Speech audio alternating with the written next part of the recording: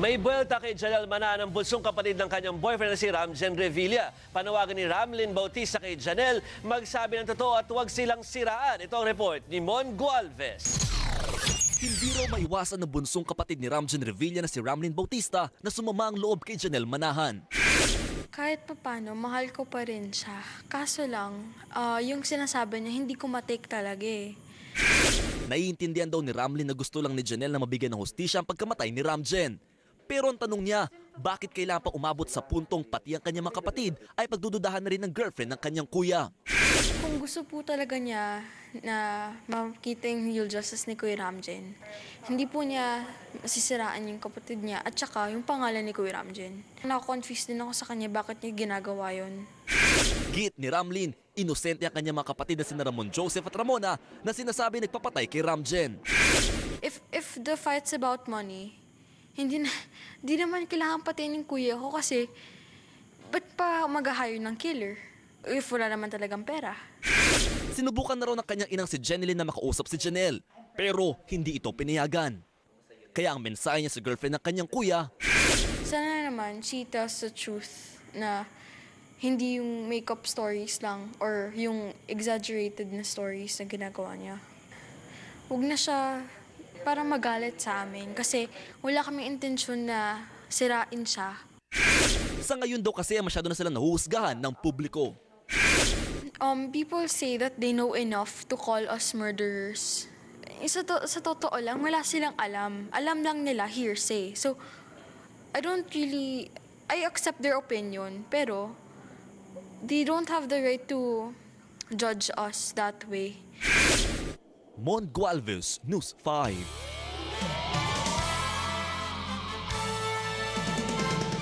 Nauwi sa rambulan ng isang college basketball game sa Ohio, USA. Siyam na segundo bago matapos ang laro, kinantsawan daw ng bench players ng Xavier Musketeers ang Cincinnati Bearcats dahil tambak na ang mga ito 76-53. Agad rumesbak na suntok ang bench players ng Bearcats. Sa huli, duguan ang mata ng isang player ng Xavier at suspendido naman ang ilang manlalaro sa susunod na game. Lipat naman tayo sa suntukan sa ring. Nadepensa ni Brian Hawaiian Punch Viloria ang kanyang WBO flyweight belt laban sa Mexicanong si Giovanni Segura via 8th-round technical knockout. Napuruan ni Viloria ang kanang bahagi ng ulo ni Segura. Pagtungtong ng 8th round, tinamaan pa ng left hook ni Hawaiian Punch ang namamagang ulo ni Segura. Dito na ipinatigil ng referee ang laban.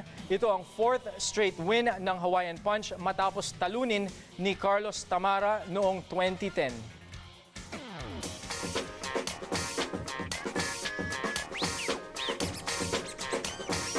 Nag-uwi na naman ng mga parangal ang Kapatid Network sa 59th FAMAS Awards kagabi. Panalo ng Special Citation for Public Service at Best Public Service Program Award ang Public Attorney. Ang pelikulang Rosario naman napambato ng Cine 5 sa Metro Manila Film Fest last year ang Best in Cinematography.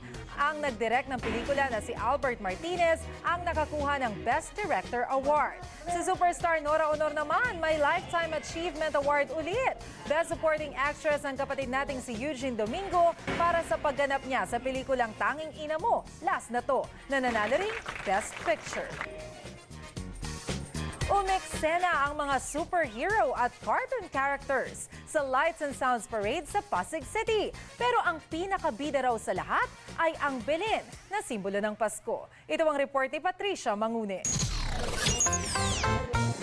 Present sina Batman, Superman, Captain America at Powerpuff Girls sa parada ng mga higanteng float sa Pasko Titap Lights and Sound Parade sa Pasig City. Di rin nagpahuli sina Woody at Buzz Lightyear ng Toy Story. Gayon din sina Kung Fu Panda at mga Angry Birds. Kaya ang libo-libong taong dumagsa para manood, di nabigo. Mas binigyan ng pansin, parang ginawa ng effort talaga. Siyempre, di nawala sa karosa si Santa Claus at sinundan ng Belen o Nativity Float. Superheroes ang motif namin ngayon. Pero sabi namin, ang pinakaunang-una siyempre yung hero, yung nativity. Instead na maglagay lang kami ng mga fiberglass lang na Mama Mary o St. Joseph, kaya ginawa namin talagang buhay siya. Umeksena rin ang may 200 cyclist na nanguna sa parada. Kompletos recados ang event na naka-costume rin. Nakakapagod po, pero po seeing those smile na nakikita po namin sa audience namin, nababawi po lahat ng pagod namin. Pasalamat naman ang mga taga-Pasig dahil kahit makulimlim ang panahon ay di natuloy ang ulan. Nagtapos ang okasyon sa munisipyo ng Pasig na minarkahan ng magarbong fireworks display. Patricia Mangune, News 5. Okay, bago tayo magtapos, paalala natin mga kapatid natin, medyo foggy po sa labas or medyo, tawag na, mausok ng konti. Yung dating, hindi naman usok yun, So, ingat po sa pagmamaneho, lalo yung mga pauwi dahil galing sa shopping o panonood na sine. At kung nakainom, dahil December, maraming party. Inom talaga. Oo, syempre. Mag-ingat, wag mag-drive. Diba? Of course. Huwag na rin kalimutan magdala ng payong, no? Kasi parang every now and then umuulan. Totoo yan. At yan ang kalating oras ng Maaksyong Balita. Mga balitang pundasyon ng matalinong opinyon at konkretong solusyon. Saan man, kailanman, kapatid, higit sa balita. Aksyon!